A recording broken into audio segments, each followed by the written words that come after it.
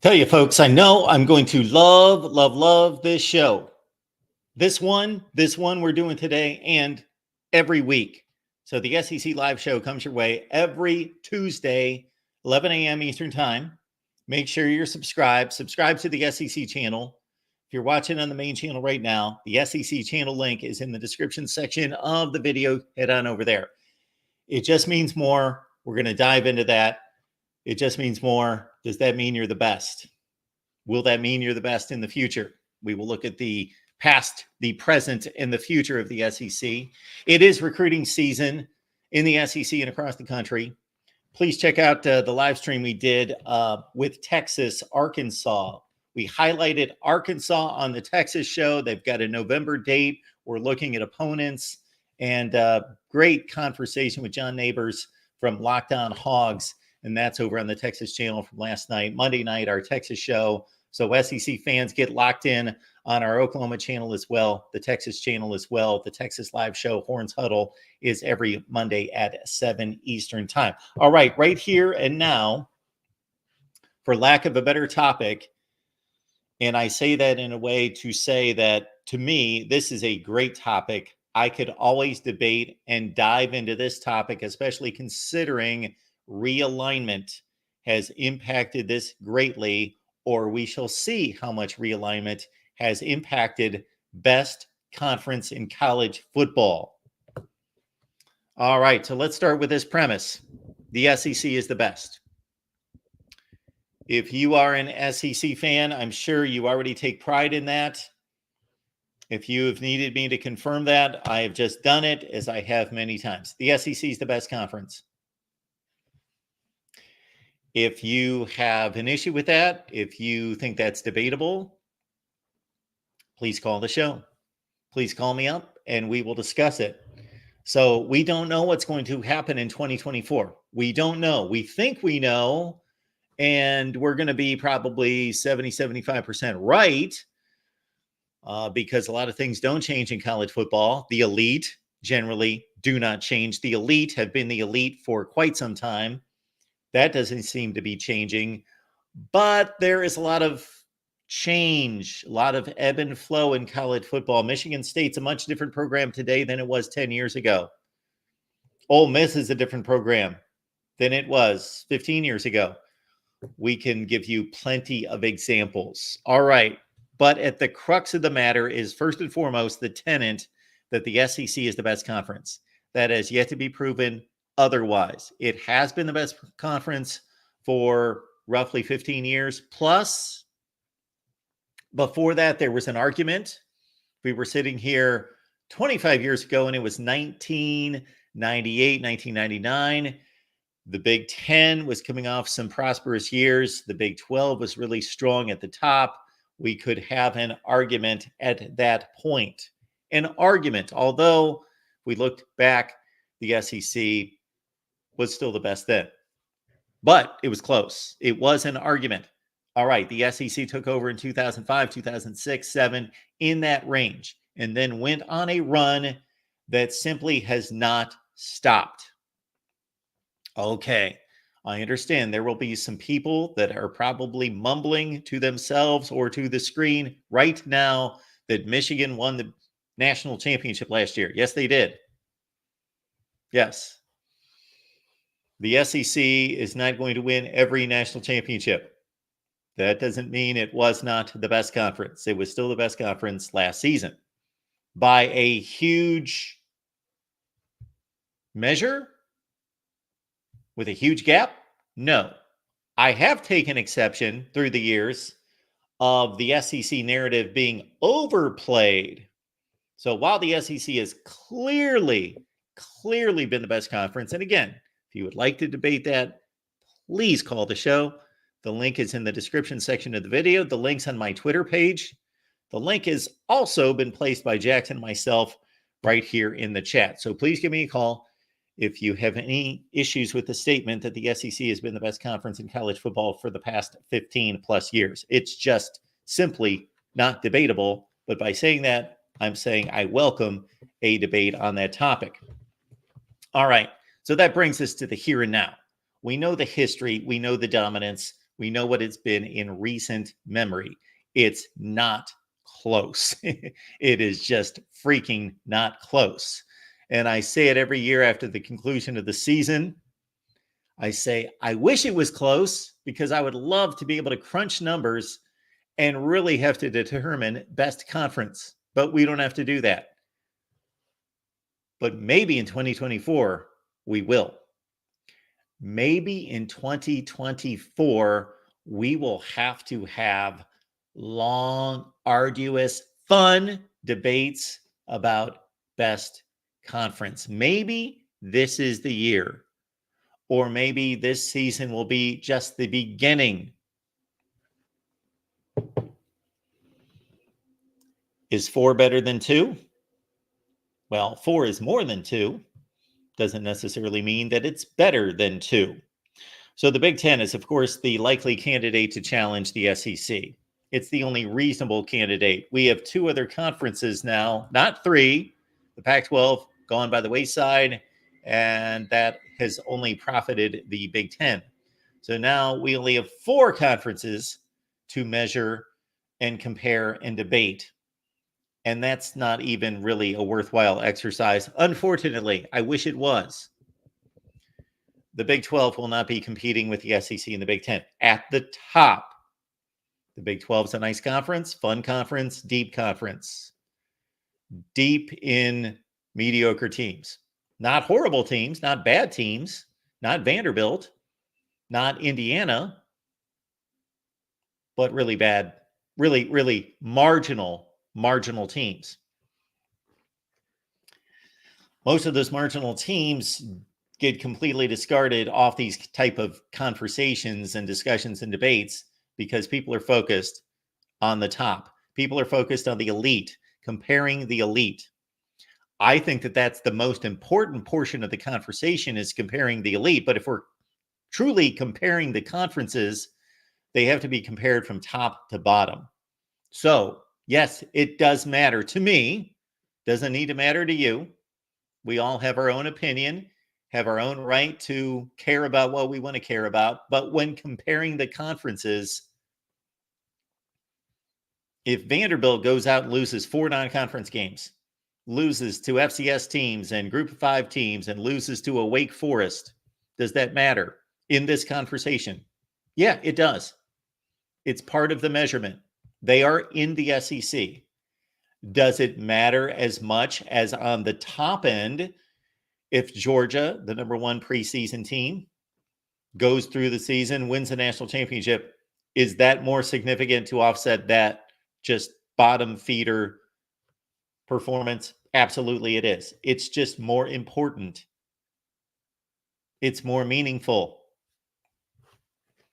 But it all needs to be taken into consideration. So back to the additions of Oklahoma and Texas versus Washington, Oregon, USC, and UCLA.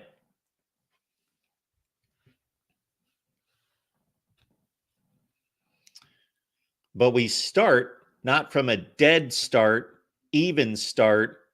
We start with the SEC significantly ahead of the Big Ten. Take away these 6 additions. Let's go back 2 seasons. And the SEC significantly better than the Big Ten. And when I use the word significantly, I try to measure my words. Not, is it a blowout? Is it a joke? Is it not even in any way conceivable that the Big Ten could catch up? No, it's not that much of a gap. Ohio State, Michigan, Penn State can play with the SEC's best. Wisconsin, Iowa, those schools can play with the second and third levels of the SEC in most years. But it's not debatable. It's not that close. There is a gap. It is significant, meaning it's decided. It's there. March through any metric comparing these 2 conferences or comparing all the conferences, and the SEC will come out on top in recent history. Okay. But what does that mean for 2024? Well, it means a lot because most of these schools are going to continue to be the schools, the football programs that they have been entering this season. Alabama loses the greatest coach of all time. They have replaced him with a very capable coach who is proven to build programs, sustain programs, perform at an elite level. Will he do that in the SEC at Alabama? Well, the Nick Saban standard needs to be put away, locked up, and preserved and admired for history forever, because Kalen DeBoer is not going to do what Nick Saban accomplished. And if we're sitting here 15 years from now and he has, I will certainly call myself wrong, and I think I'll be wrong with everyone else. Because even if Nick Saban, even if we went back to 2007 and laid it out there for Nick Saban to accomplish what he accomplished, I don't know that he could repeat what he accomplished. And I think that the Nick Saban era, tenure, from what I hear out there, is pretty accurately perceived. Alabama lost some games in which, with another touchdown, another score here, another break there, could have elevated them to even greater dominance. That's unthinkable. But if there wasn't a kick six in 2013, and we could mention some other situations in which Alabama would have benefited from a bounce of the football that would have given them more opportunities to win more championships. Again, if that's conceivable. On the flip side, Alabama got lucky. They got fortunate, and they took advantage of their fortune at other times. And I could run through those, but that's not why we're here right now. So the Alabama Nick Saban dominance is over to that degree. Now, whether Kalen DeBoer can sustain national championship contention year in, year out, that remains to be seen. He's given us indication, shoot, if he can get Washington to a national championship game in which they were able to get by the likes of Oregon, one of the 6 or 7 best teams in the country, twice, and Texas, one of the 4 or 5 best teams in the country, to get to a national championship game with Washington's roster, with the resources he had there compared to Alabama. I know he's got a tougher fight and a bigger challenge going through the ranks through the SEC, but the opportunity is opened up. I don't know. I don't want to pretend to know what the impact of a 12-team playoff is going to be on the haves versus the have-nots, the opportunities for an ACC team to win a national championship. And more so than that, the Big 12. The ACC still has 2 definite programs and one with potential to break into the elite. Some people would argue that Florida State's elite right now. I got to see more. But they're certainly a top program, once again, under Mike Norvell. But the ACC, it's kind of ironic that, as I've stated from the beginning of all this realignment of college football shifting and the entire sport shifting and changing and transitioning, I've said it for years now, the Big 12 has been protected by its mediocrity. And we'll see if that continues. We saw rumors about Utah last week that have, I believe, been squashed as untrue, just rumors. Utah going to the ACC. No, the Big 10 or the Big 12, if you are a mid-tier program or a second or third tier program, is the place to be. You are protected. You're protected by the mediocrity of the league, in that the SEC and the Big 10, by all indications thus far, do not want you. But you're also not going to fall apart because there's no better landing spot elsewhere. The Pac-12 is gone and the ACC is crumbling. So the Big 12 has been fortified by sheer numbers. just adding schools. Let's just add as many schools as we can. And Brett Yormark, for all the people that have misheard, I guess, my take on Brett Yormark and his leadership of the Big 12, because I certainly, every time I post a response to what Brett Yormark has stated, and I believe there's been about 3 videos of that nature in the last month, please check them out, that I have a bunch of Big 12 fans that come after me saying that I hate the Big 12, and I don't think they're really listening. Don't think they're listening. Or they are just naive and doing their best to put their head in the sand and not really understand their place in college football right now. Their place is as a second-class citizen. That's all there is to it. I didn't say that, and I just said it. I didn't determine it. Don't blame me. I'm just the messenger. I'm just telling the truth. I am just stating what's obvious. If you're given a 32% cut of the college football playoff revenue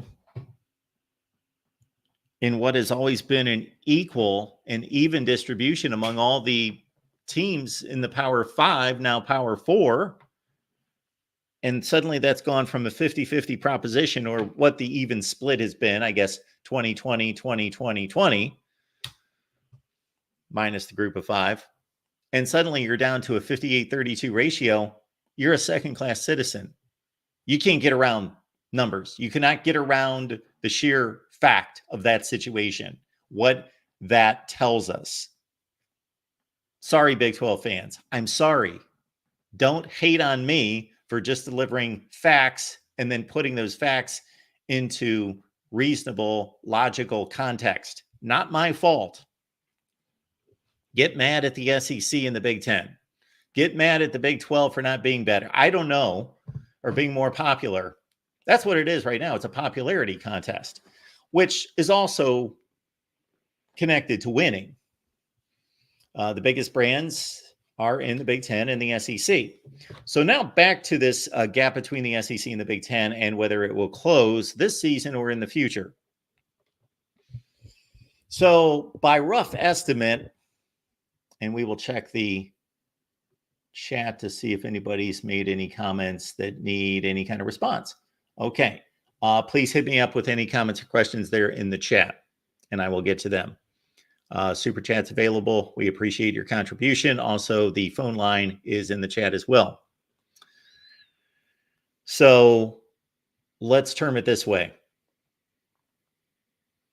On a scale of 1 to 100, this is just ballparking it.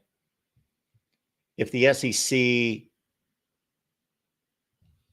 over the last 15 years, let's look at the last 15 years as it pertains to 2024. So if something happened in 2009 and has nothing to do with what's going on now, get rid of it. Good example would be Stanford is a completely different program than it was 10 years ago. Completely different program. It might as well just be a completely different football program. Ohio State's not a different program than it was 10 years ago, even despite a different coach. Same football program. So some football programs have been able to maintain regardless of the leadership or the head coach. Some ride the wave of, we got a great coach, he can do something here, or not. What's the schedule look like this year? So there's a lot of fluctuation with certain programs. Stanford's probably the best example. They just came right off the top of my head, but I don't know that there's a better one. This was a program that was one of the top, I wouldn't have said that they were one of the top 5 programs in the country, but they were playing at that level. They were playing like a top 5 team for about 5 years. And then they were more in the end of the David Shaw era, as he was going through 2016, 17, 18. They were more like a top 20 team, and now they're awful. They are the worst. They are so bad that Vegas gives Wake Forest twice as good of odds to win the ACC championship as Stanford. That's how bad Stanford is. So all over the place. Ohio State, same program as 10 years ago. They would be the best example of consistency, I would think, because Alabama, we got to wait to see Kalen DeBoer. 10 years ago, Kirby Smart, that was pre-Kirby Smart. Mark Richt, Georgia, they were really good, but they were not Georgia today. Best program in college football, and I will make that statement. I do believe that Georgia is the best football program in the country. Spots 2, 3, 4, 5. I think we could argue Ohio State, Michigan, Alabama, Texas.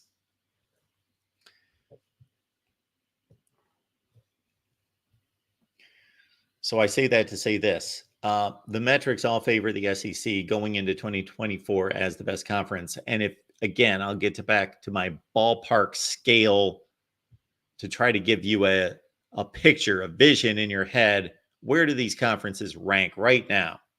How do they stand up against each other? I'd say if you're going to go 1 to 100 and you're going to give the SEC a 90, then the Big Ten's like a 75 and the Big 12's like a 40 and the ACC is like a 35, something like that. And again, this is just to paint a picture. So don't get wrapped up in the numbers too much. What we're getting at here is that the SEC has added Oklahoma and Texas. Wow. So that happened, of course, 1 year prior to the Big Ten adding USC and UCLA. So at that point, wow, the Big Ten's still sitting at 14. The SEC goes to 16 with two of the storied brands in the history of college football. Two remarkable brands.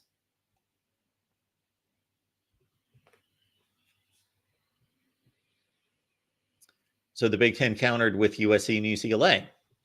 Oklahoma, Texas, USC, UCLA. I believe we would all agree. And if we don't agree, again, you can give me a call.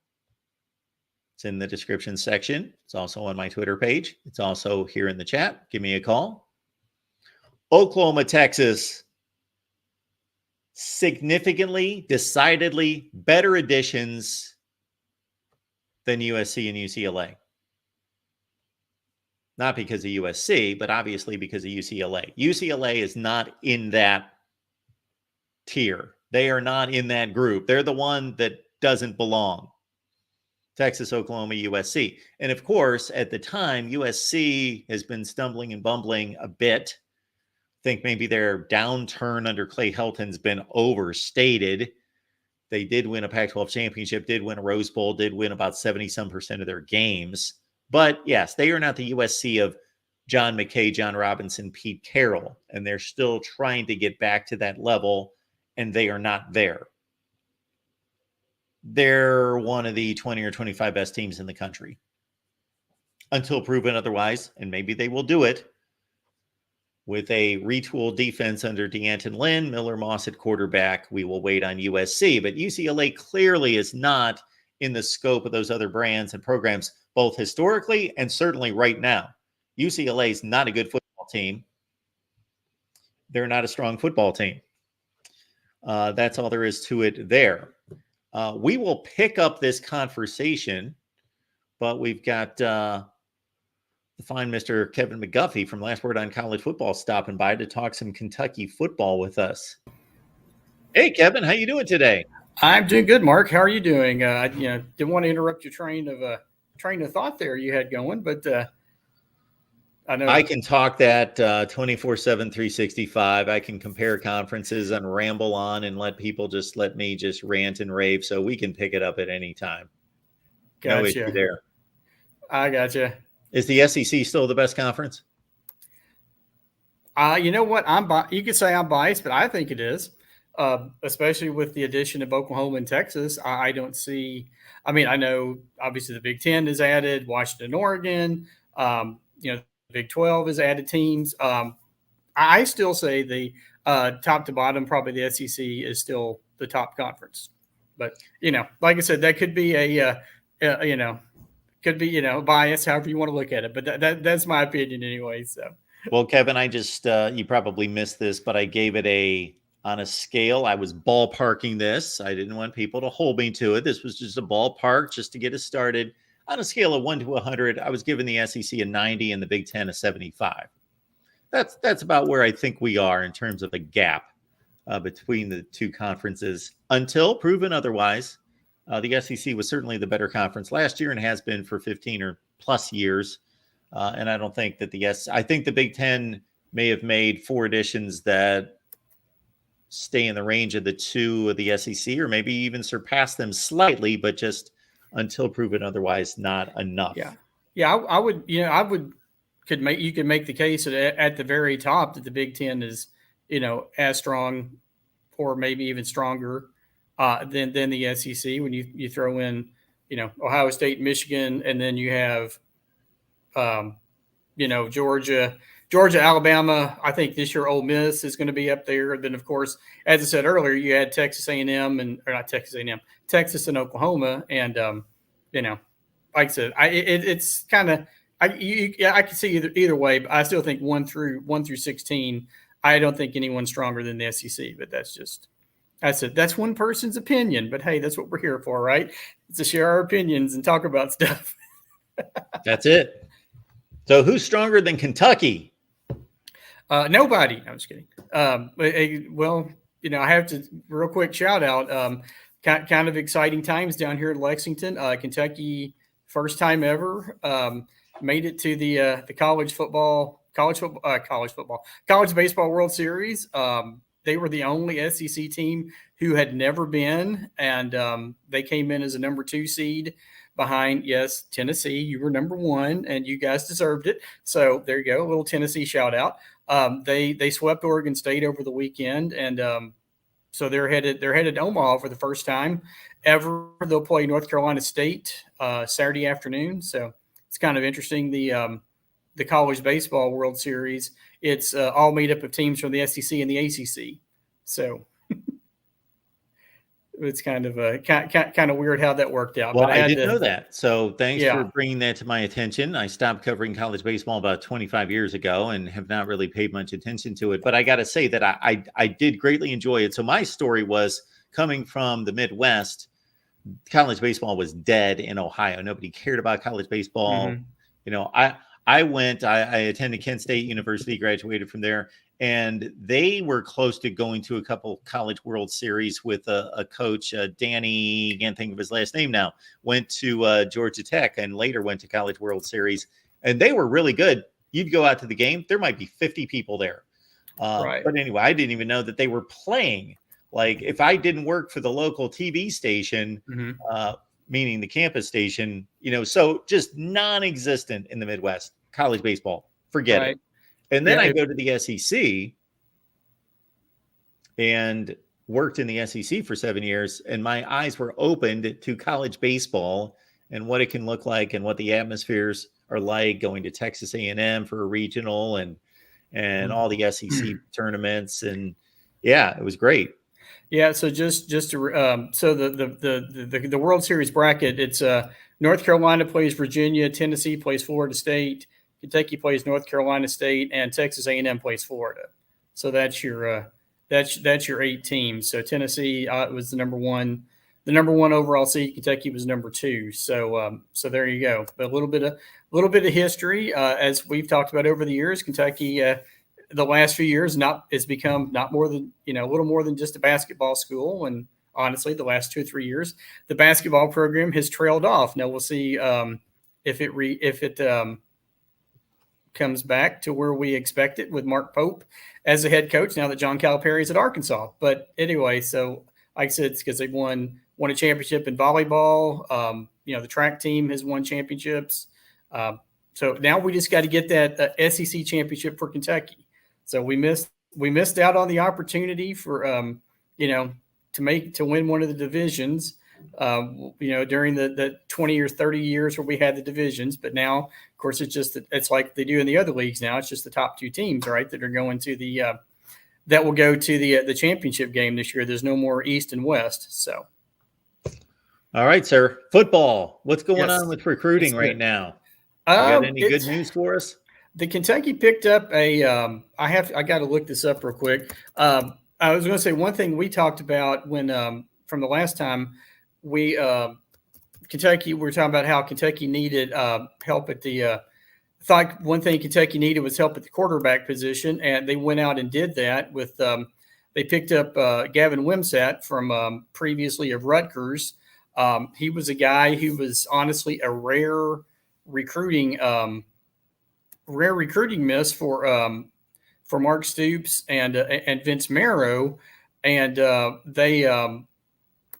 he took he's from Owensboro and chose to go to Rutgers and played for 2 years at Rutgers. Lost the quarterback job in the spring and put his name in the portal, and like 3 days later signed with Kentucky.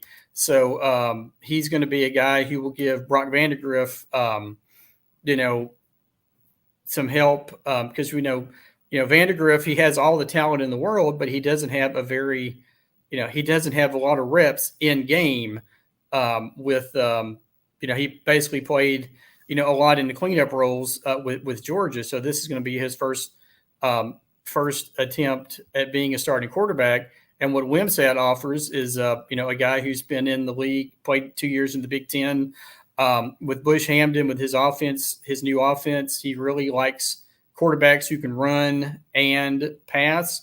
And obviously, Wimsatt, his passing stats don't really wow you, but he's a heck of a runner. So that was one thing that very, very a big pickup, I think, for Kentucky. I still think they need to pick up it would not surprise me to see him look for a running back, maybe as the summer goes on, because they have Chip Trainium and they have Demi Sumbo Carmbe.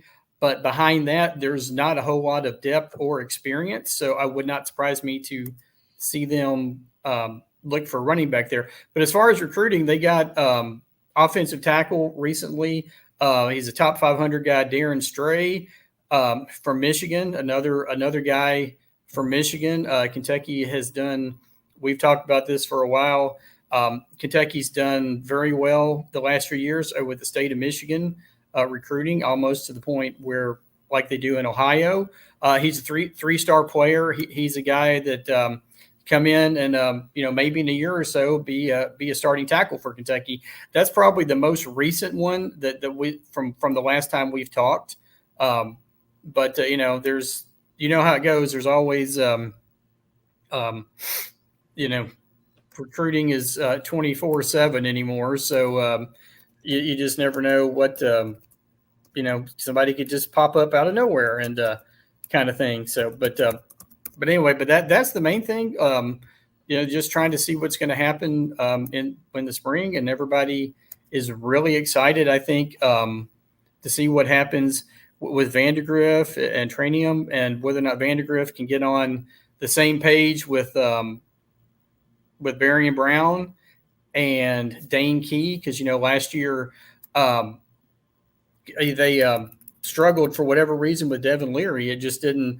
They never seemed to be able to be on the same page for whatever reason. So we'll see what happens after that. But that's there's a lot of excitement down here in Lexington for sure about this. Like you, Kevin, I was a bit surprised by the Gavin Wimsatt acquisition, just because he led Rutgers to its best season in about 10 years. And right. And they won the Pinstripe Bowl, I believe it was, over Miami. Yep. So, yeah. And to watch him throw the ball is pretty painful, but he's a great runner, and he's getting better as a passer. His numbers are getting better. Right. But it's just not his game. But like you say, he's a dynamic runner and a powerful runner. And apparently a good leader, because he's been there and he's got a lot of game experience. So he goes to Kentucky, and it's interesting because Brock Vandegrift obviously is highly touted, comes in from Georgia, more of a pocket passer. So they're two very different quarterbacks, but as we all know, guys get hurt. And so it's good to have, regardless of who wins the job here. And I think it's still going to be Vandegrift, would be my guess. Yeah, they have a capable backup is a big deal. Right, and they do have Bo Allen as well, who is who started his career at Kentucky. He's from Lexington Catholic. here, and then transferred a couple of different places and decided to come back here. He has some experience playing in the SEC, and then behind him you have Cutter Boley, the true freshman. So that's why I think it was very important for them to go out and get another guy. You're talking about recruiting a guy I'm really high on. Committed back over Memorial Day weekend is Martellus Carter, a safety from Paducah Tillman. Traditionally, one of the best schools, traditional power schools in Kentucky high school football. 6 foot, 190. You can look at the stats there. He's 215th best player in the country and number 2 in the state of Kentucky for this year's class. And then they said you scroll down and you see another quarterback, Stone Saunders, from up in Pennsylvania. He just actually he was just in Lexington this past week, and kind of like on a visit, and met with Stoops, met with Hamden, pretty much just reaffirmed his commitment to Kentucky. So you've got Vandergrift now, you've got Wimsatt, and then you've got Boley and Saunders for the future. So quarterback positions, Kentucky's looking really good. So at least in my opinion. So, and then we're talking about another running back, Marquise Davis, another player out of Cleveland, big time, a guy that Kentucky thinks can be a big time player for them when he gets to campus next year. So, like I said, they have 7 commits right now. It's 48th, but it's early in the 2025 recruiting cycle. So plenty of time to get more guys for next year. But I think they're off to a really good start, because sometimes with Kentucky you won't see them start signing players or getting players until into the summer or into the fall of the player's senior year. So to already have 7, I know it may not sound like that much, but I think it's it's definitely a good start. So, Kevin, we're about 5 to 6 weeks away from SEC Media Days, and that will transition right into fall camp, and we'll be off and running toward the season. Is there a position battle that you think is the most interesting going into fall camp? There's the one thing about it, I think Kentucky at a lot of the positions is pretty well set. Everybody, offensive line, defensive line, maybe in the secondary with could be one possibility. But for the most part, I think your starters are pretty much set. The only thing that would affect that would be injuries, of course, which could always, obviously you don't want to jinx anything, but it seems like Kentucky has had potential with injury, has had issues with injuries over the last couple of years, with one player or another. But yeah, I think most position battles, like I said, I suppose if Vandergrift struggles, then you could have, Wimsatt, jump in as the, as the quarterback. But the one I'm trying to look, I'm trying to think of the guy that I'm drawing a blank here. Like I said, there was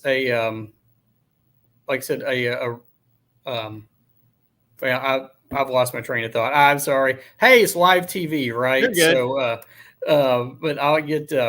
We do appreciate you stopping by, Kevin. Of course, your mind's on baseball.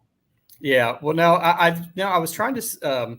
No, what I was trying to I was going to get a shameless plug. I just finished a Jaden Smith and Jacob Smith are 2 guys. Kentucky sound like 4 Smiths in the recruiting class for 2024, and all of those guys could be pushing. Some of those guys could be pushing like the defensive linemen, because Kentucky is actually kind of hampered on not hampered, but they're having some injuries on the defensive line. And Stoops is, Deion Walker is obviously the main man there, but some of the other positions, they're only hoping, Stoops says they may only have like 4 or 5 healthy guys up front when they kick off in the fall. But I wanted to do a quick plug. I promised Memorial Day, and I've had a lot of stuff going on. And this weekend, we should have the Last Word on Sports college football first bowl projections. So I hope to have it out on Memorial Day weekend, and it didn't happen. But it make a good Father's Day present for everyone. You can get our first bowl projections. It's obviously it's a different world this year because of the 12-team playoff, and then the top four seeds being the top four teams from the power conferences.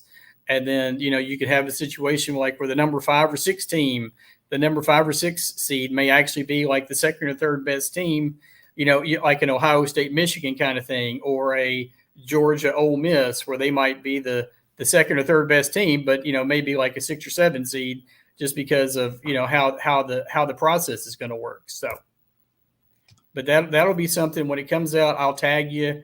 And then, if you want to, sometime we can talk about it. You guys can, poke holes in all my picks.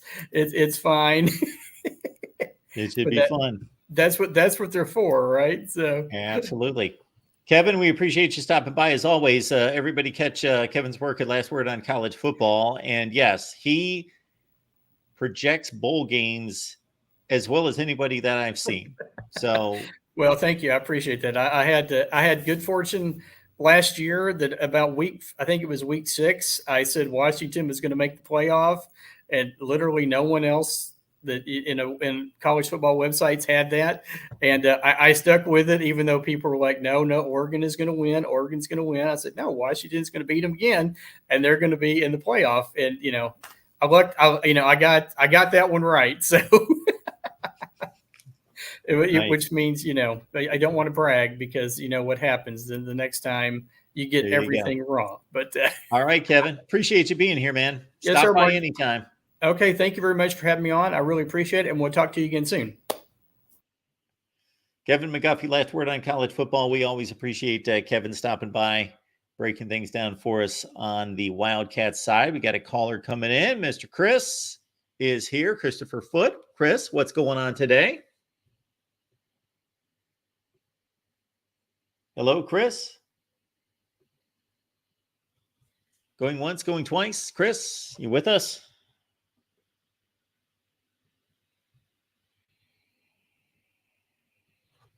Hello, Chris. One more time for Chris.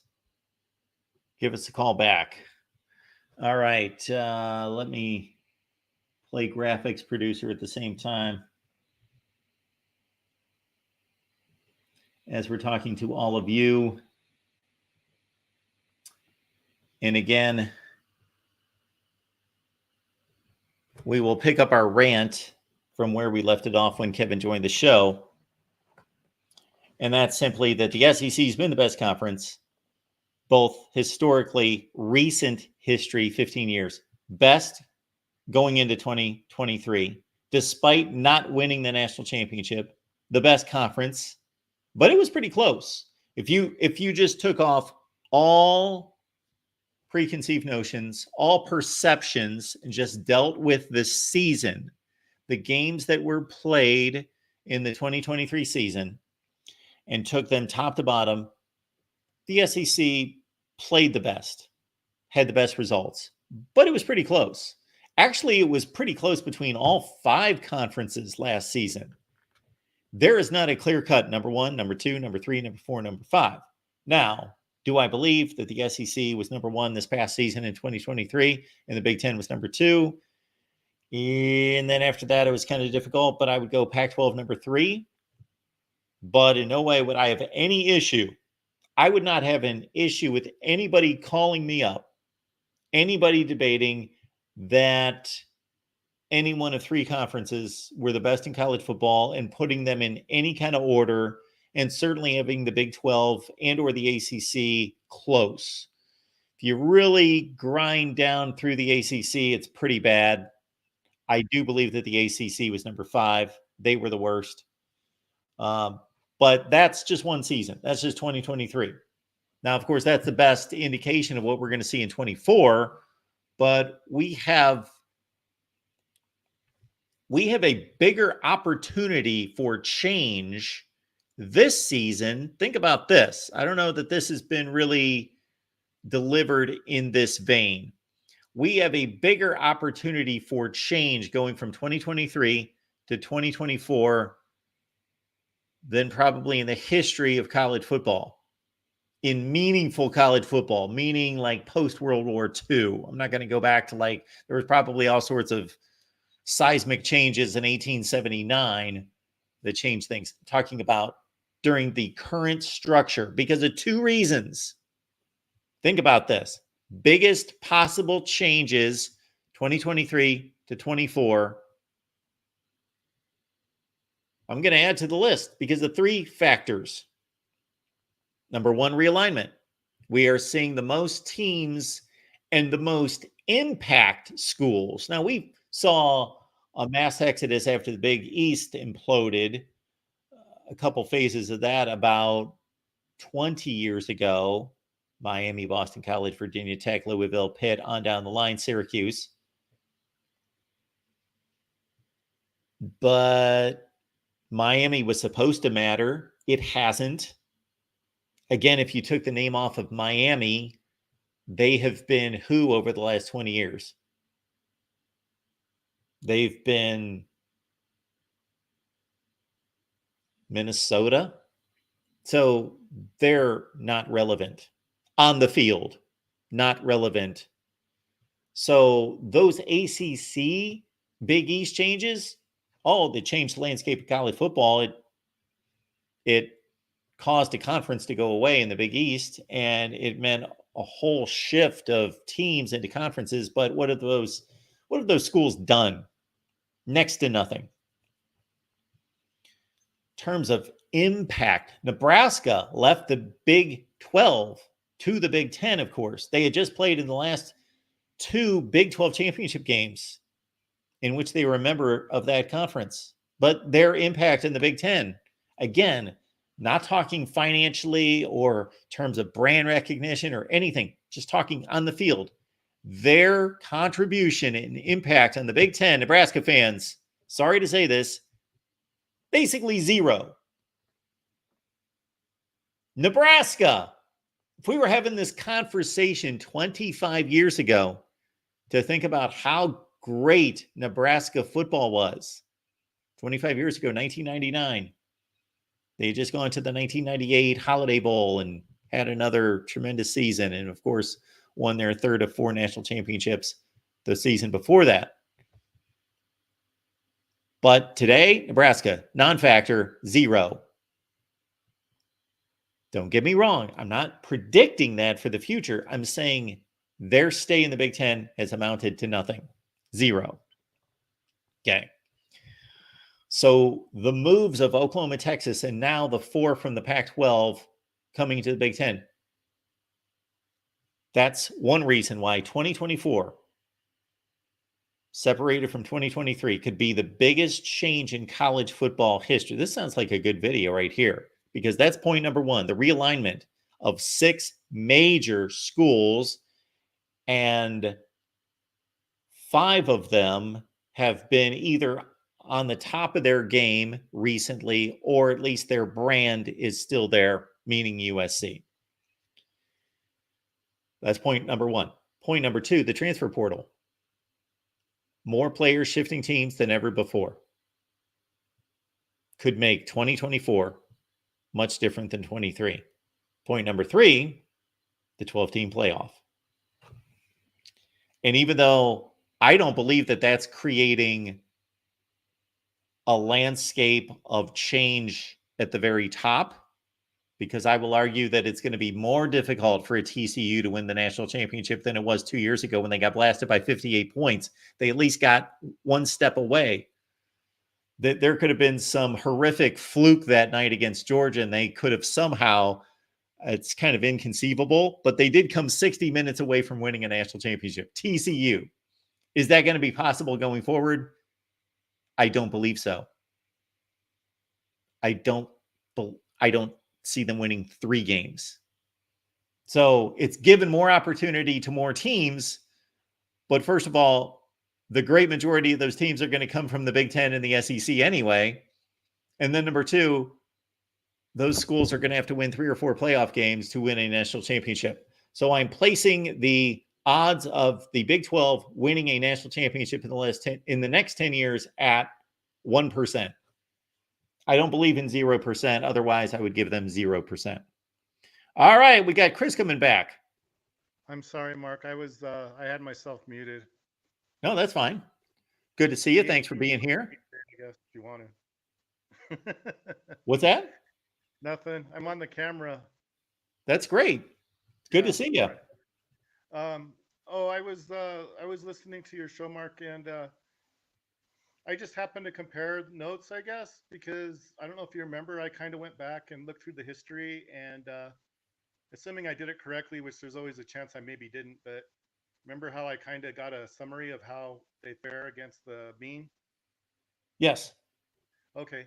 And I don't know, I missed some of your show because I didn't tune in until just recent, but I think there's as many as 35 teams that are probably top tier right now. I don't know if that makes sense or not. There's at least 35. So what's your distinction of 2 tiers? Tier 1 and tier 2? I'm not making a distinction. I'm just saying that when they expanded the teams that you were talking about, UCLA, USC, Oregon, Washington, Oklahoma, and Texas, I think that created one tier that's kind of like at the top that includes Notre Dame. And I think that's as many as 35 teams, if I'm not mistaken. Does that sound about right? Oh, you're talking about teams in the SEC and the Big Ten? Well, no, I mean, I'm sorry, I'm not following. You're talking about the separation of the P5. It's like it's no longer a P5. It's like a P. I don't know if they're saying it's a P3, P2, P3, or something. Anyway, well, it's a P4. Okay, well, whatever. But I know what you're saying. But to get all 4 in, though, that would mean that you would take the top 2. There's 2 tiers then of 35, so that would make it 70. Does that make sense? Yeah, there are 70 teams in the Power 4 right now. Yes. Well, with Notre Dame included. That, there's separation, though. There's separation between the Big Ten, SEC, and the Big 12 and ACC. Sure. Yep. It might not be like a complete break. I mean, there might be like crossover, but anyway, based on performance, it looks like I don't know what the long-term plan is really, but I'm thinking if they want to make it like what to where only the best teams, I guess, advance. One way to do that would be to annex all of them, and so the top 35 that I just told you about, which is the SEC, Big Ten, and the Notre Dame, they could just annex the Atlantic Coast Conference and Big 12. That would give you 70. Does that make sense? Yes, you're including all the Power 4 conferences and Notre Dame. No, I'm not really doing anything. I'm just saying that if they want to limit the playoff to the best teams, that's one way that you could do it. You just limit it to the top 70 teams. That might be part of what they're doing anyway. I don't really know. Somewhat. Well, I don't know. There is an automatic group of 5 qualifier. Well, I understand that, but and you know what? I think I tried to explain that to you too. Not that I know any better. I'm just when those teams separated themselves from the Pac-12, what it kind of did actually, we're going to have maybe not like in formal terms, but at least by the way I do it, you're going to have another P5 conference. It's going to be the Mountain West with Oregon State and Washington State. That's actually you're going to get a G5, but it's really not a G5 because if it includes those 2 teams, there's a fairly decent chance that would be a P5 team, right? If it's Oregon State or Washington State, and even if it's not, I mean, we're talking about a team that's going to be better than 2 P5 teams. So in effect, what we're getting is a P5 even without a P5. I don't know if that makes sense or not. Well, the way that the sport is structured right now, and in relation to the playoff, the best way to define it is that a power conference receives an automatic bid to the playoff as a conference champion and as a top 4 seed. Well, no, but I'm not trying to contradict you, Mark. I'm just saying you said there's a G5 qualifier. But there is. From the Mountain West Conference, really, especially if it's either Oregon State or Washington State, which is I know those aren't technically part of that conference, but I mean, I don't know. Do you think they're really going to not choose one of those two teams if they're better than the other teams? That's kind of my point, I guess. I'm thinking maybe I'm wrong to even suggest it. Maybe because it's still the Pacific 12. Maybe they won't consider it. Is that still an automatic qualifier then? Am I Well, at getting it? least for one season. And I would have to look into this a little further because I don't want to misspeak. But it's my understanding that Washington State and Oregon State are playing this season as independents. They're eligible for the playoff, but they're going to have to be selected as a ranked team in the playoff. They cannot qualify for a Mountain West Conference championship. They're not playing in the Mountain West. I They're thought they playing a were. Mountain West Conference schedule, but they are not eligible for the Mountain West Conference championship. Oh, they aren't. Okay, well, I guess that's something I didn't know. But at any rate, the fact that they're included, kind of, even though it's not like formally part of the Mountain West, what that kind of does, I think, I could be wrong, so don't quote me, I guess, but I think it puts the Mountain West on a little bit higher of a plane, even though they're probably not the best G5 conference. If a team can go through that, because I think most of the teams are playing both of those schools. If I'm not, I could be wrong, but I think what they did. I mean, I know they're independent, Mark, but they're actually playing. You might want to look into it. I think they're actually playing almost every Mountain West school. I mean, I could be wrong about that, but that was kind of the impression I got. They're scheduling mostly. They're like independents, but they're playing. It's almost like they're playing a Mountain West conference schedule. You haven't seen that? Yes, that's what I just stated. Okay. They are playing a Mountain West Conference schedule, but they are not eligible for the conference championship. I kind of think it's like a technicality. I mean, I don't know. I Well, kind of it's not think a what's going to happen. technicality. They don't belong. Okay. As you know, Go ahead. Chris, No, the you're right. Pac-12 is imploded. There is no Pac-12 anymore. There is No, I technically a Pac-12, but it really does not exist. The schools have left. And so you have Oregon State and you have Washington State in need of scheduling partners. So the Mountain West reached out and they formed an agreement that they would play Mountain West Conference teams. And so if you look at their schedule, it's loaded with the Mountain West Conference. However, they are not. So this serves the Mountain West Conference well because they get to play higher profile games, number one. But it also serves Washington State and Oregon State because they had nobody to play. They had to fill up a schedule. But they are not eligible to win the Mountain West Conference. well, that part I guess I'm not clear about, but Well, I I guess just made it I'm trying to clear. They are not eligible to win the Mountain West Conference. That wasn't my decision. That I'm not saying this is not my decision. I'm not making some declarative statement. I'm just repeating what is fact. you're probably right. I'm I'm not even well, disputing it. I'm sorry if I sound like it's I am. not even right or wrong. It's just simply I'm just regurgitating what the announcement was. But the fact that they're kind of included in the scheduling, though, it's gonna, even if you're right about what you're saying, which I'm sure you probably are, that the fact that they're P5 schools, I mean, there's no two way, you can't really get around it. So the fact that they're playing the Mountain West Conference, that's gonna prop up that to the extent that two games, I guess, matter. That regardless, it's gonna make the Mountain West Conference a little bit closer to an actual P5, I think. I know that they're probably still going to remain a G5, but my guess would be the two teams that are going to play, even if it doesn't include either one of those P5 schools or whatever, they're going to be probably as good as a P5 because they're going to have to maybe not run the table, but to challenge, they're going to probably have to beat at least one of those teams, I would think. Or does it not even matter? Is it just they're counted as independents? Is that what you're saying? Yes. Now that could change going forward because To be this eligible for probably the is the best landing spot for those two schools. to be conference in the conference championship game, they don't have to beat either one of those schools. They can lose to both of them and still go. Yes. Really? This season until they do something different. Because I was under the impression with there only being two left, I was under the impression that it might, it might not be likely, but I was kind of thinking maybe the Mountain West would include both of those schools in the fact that they're, playing the Mountain West Conference. I was kind of thinking they might include them in the championship game. That's not going to happen. No. Well, what's the point of having the? Because there are only two schools. That means they're going to play in their own championship game. Uh that they play during the regular season. They play during the regular season. Now, if they want to hold a conference championship game, a Pac-2 conference championship game, I have not seen any announcement to that. That would be a little silly. What this serves the Mountain West is they just made a lot of money. I'm looking at an article right now. Washington State and Oregon State paid them $14 million Oh, okay. to Oh, to they're play getting these paid. games because they had nobody to play. They needed to play somebody. So they just made over $14 million a game, or I'm sorry, over $1 million per game. So it's similar to when an FCS or a low group of five needs a game to play and they go to Ohio State or Alabama or somewhere and they get gifted over $1 million to come just fill a scheduling spot. Right.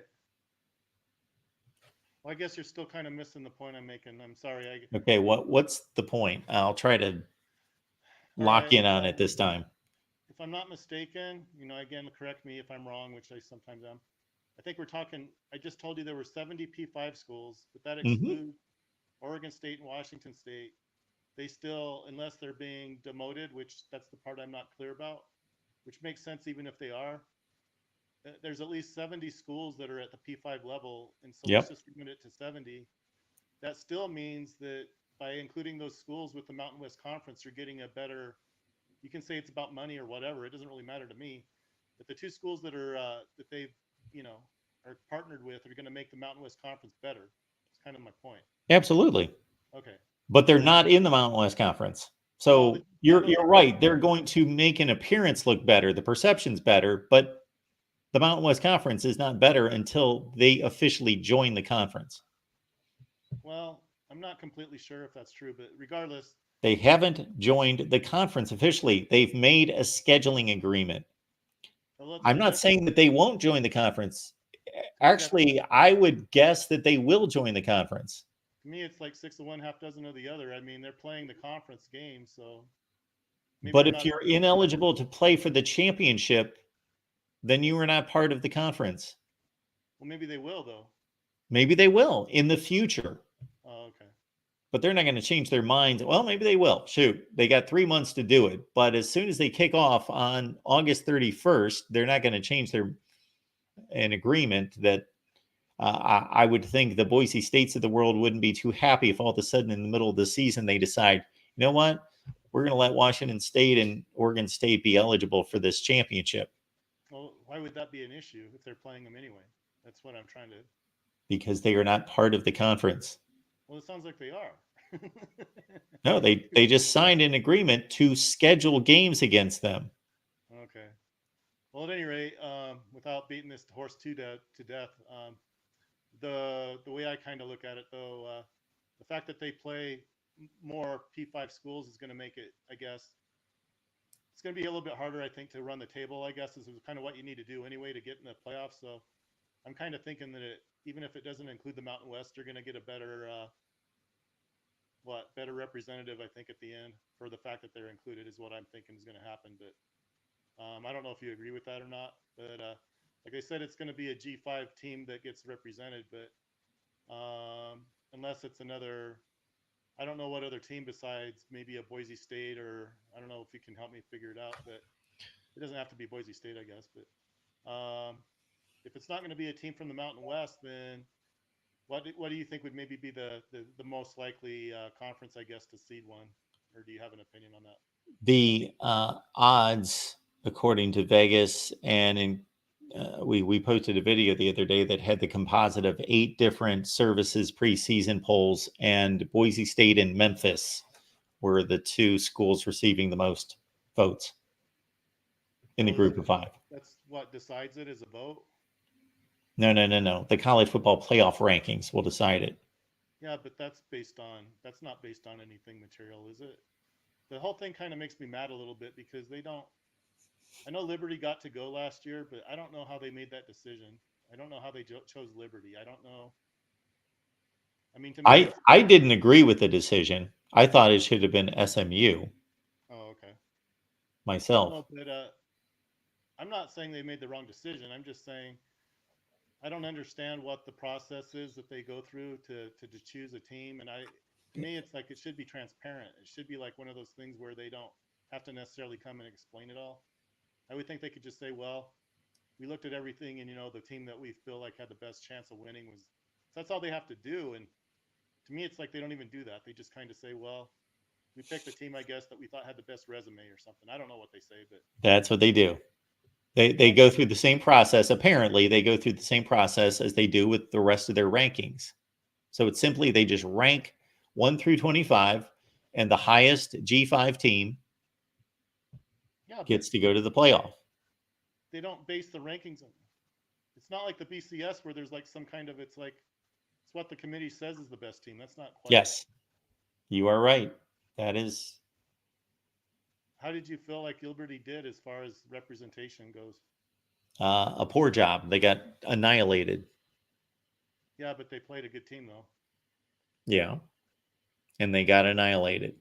So my issue is that SMU went 11-2, and they played in a much tougher conference, and their 2 losses were against Power 5 teams.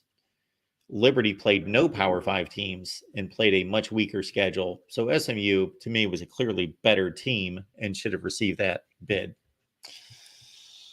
All right, Chris, we'll pick up this conversation at a later date. We would like to focus on the SEC. This is an SEC show, but I appreciate the call. Well, no, I guess I was going to ask you again. Do you think that it's a good idea to merge those two together?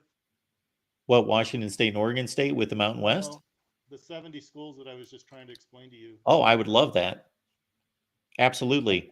I would love to see all the schools that are currently playing Power Conference football be retained and be able to continue to play at that level. That would be my hope and wish. There's the 35 that are they're better than the other. They're better players. They're better players as far as they're a lot better than the other 35. There's a difference between them. We appreciate the call, Chris. All right. Have a good day. Have a good day. Take care. Bye. You too. Bye-bye.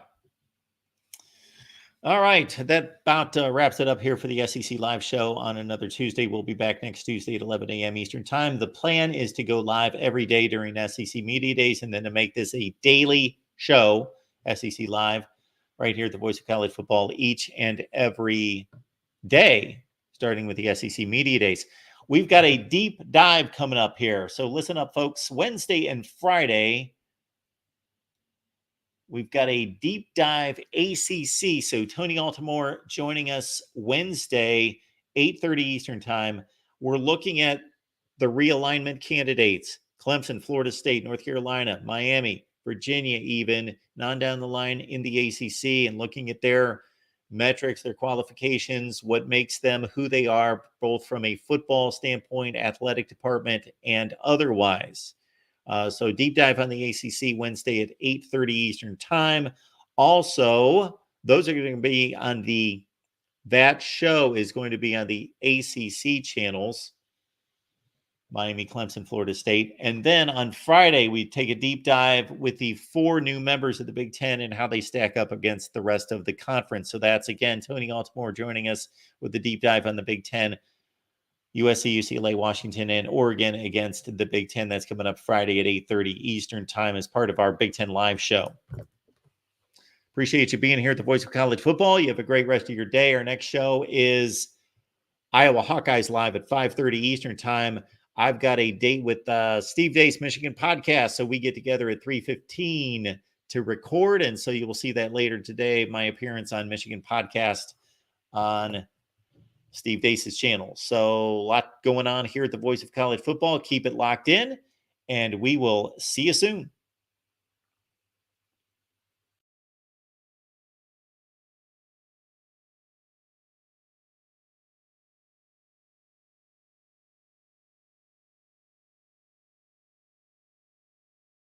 Love what I do as a sports commentator. I have definitely been blessed. I enjoy my career. But I got to say, if I could turn back time, I would learn the business side of sports management, how to manage people, how to manage projects, how to manage situations.